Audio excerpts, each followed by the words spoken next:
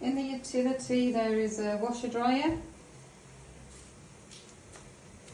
There's a variety of different functions, settings for washing and drying. Some of the simpler ones are here, the Cotton Care, it's about an hour long, and the Rapid Care, which is a quick wash. It's displayed on here. Once you've selected the option, you press the start button here. In here we have the compartment for detergent, number 2. Number 1 is for the pre-wash, and in the centre for the fabric conditioner.